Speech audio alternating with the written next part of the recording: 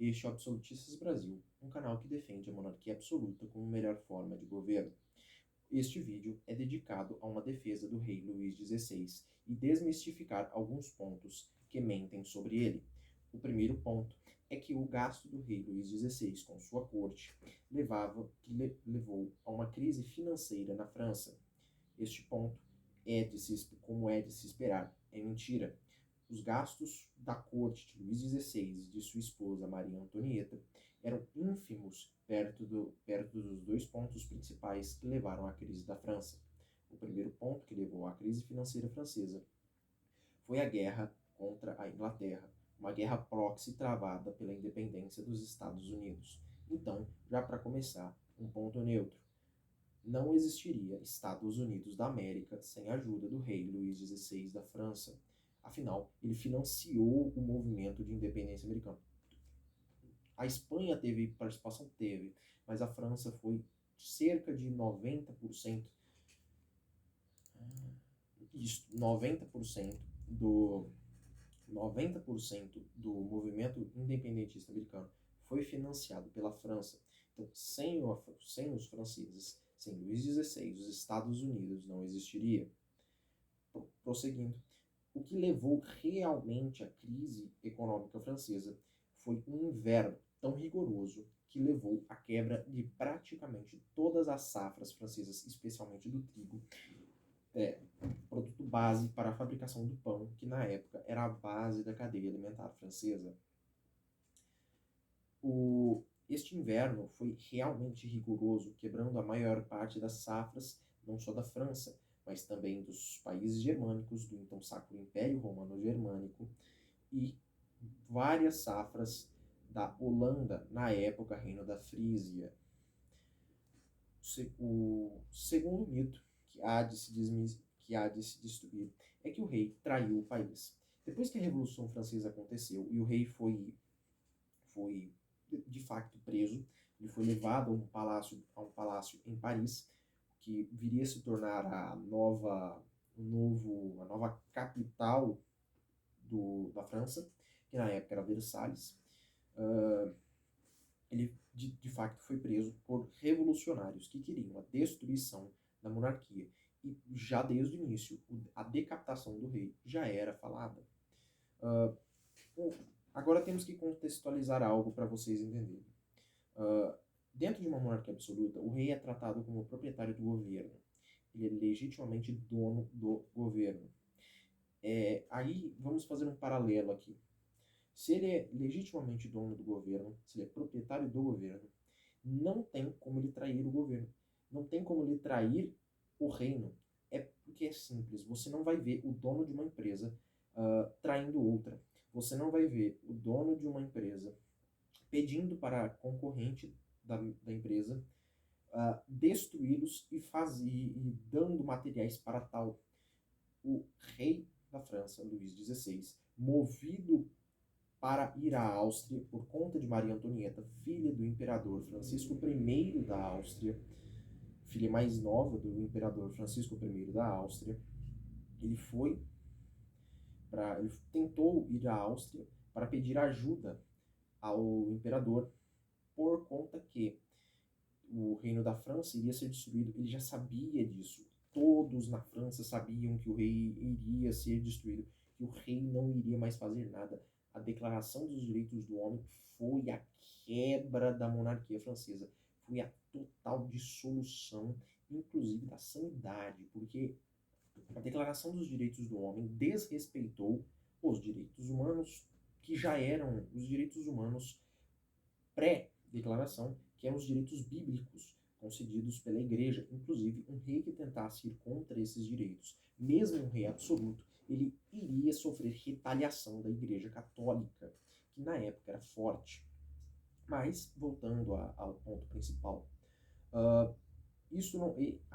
o rei Luís XVI não tentou ir contra a França, não tentou nada contra a França, ele tentou contra a Revolução Francesa, contra revolucionários malditos, revolucionários que quiseram destruir o que a França tinha de melhor.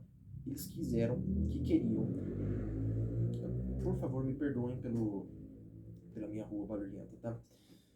Eles quiseram destruir todo o legado da França. Mataram padres, vários padres da igreja foram presos, mortos. Vários bispos da França foram presos e mortos. A França, a primogênita da Igreja Católica, o primeiro reino católico europeu, fora Roma, é claro, ela estava sendo desfacilada por revolucionários maçons ligados a várias ordens satanistas da época. O rei foi um empresário. Vamos agora fazer esse paralelo. Vamos fazer esse paralelo. O rei foi um empresário que pediu a um empresário amigo a ajuda para restaurar a empresa que estava sendo tomada.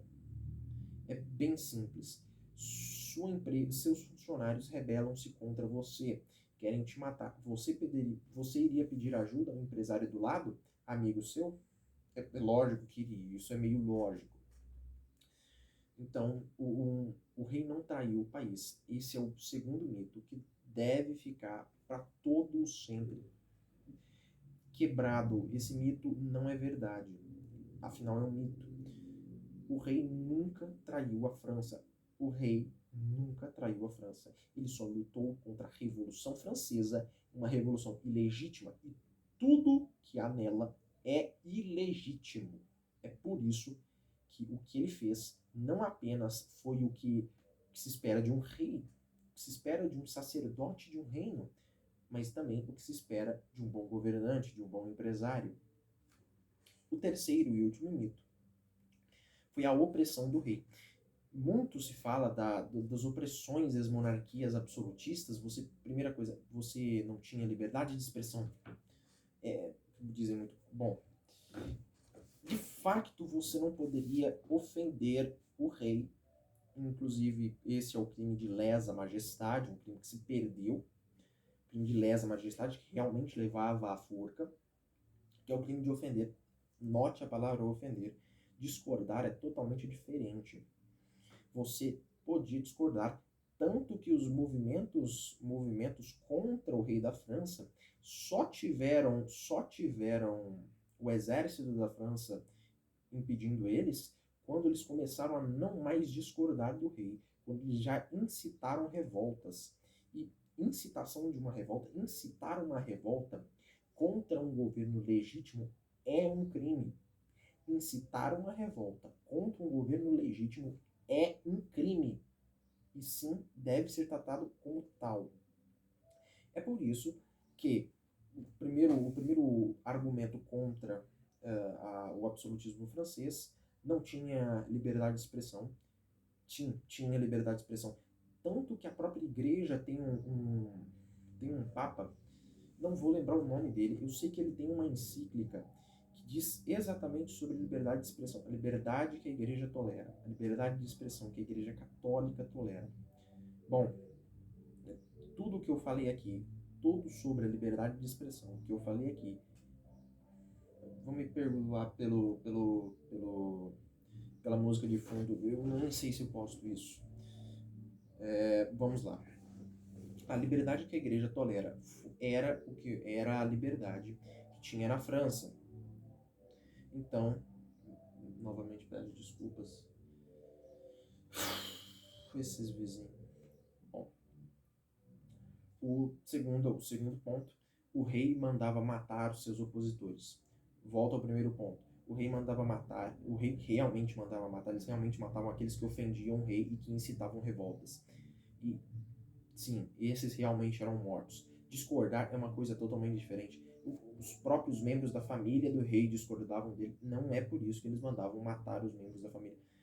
Você não manda matar alguém por discordar de você. Quem mandou matar apenas por discordar foi a Revolução Francesa. O regime do terror mandou matar aqueles que apenas discordavam do regime.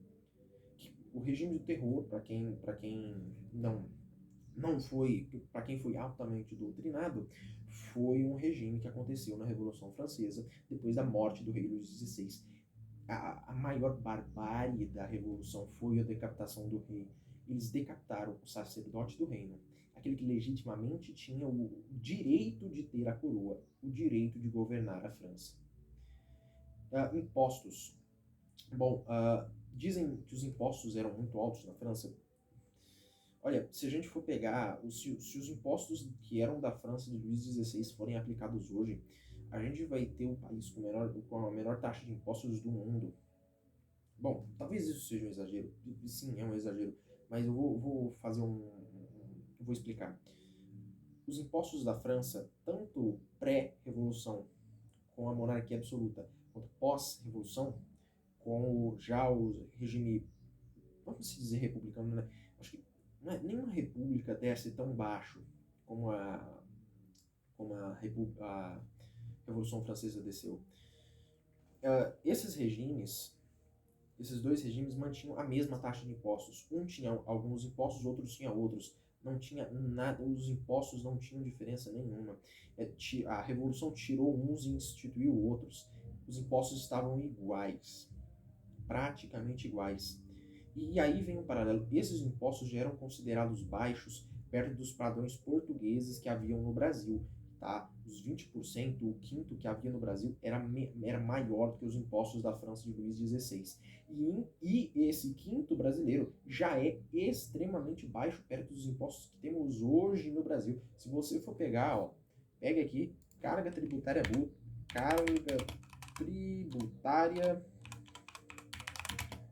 bruta brasileira.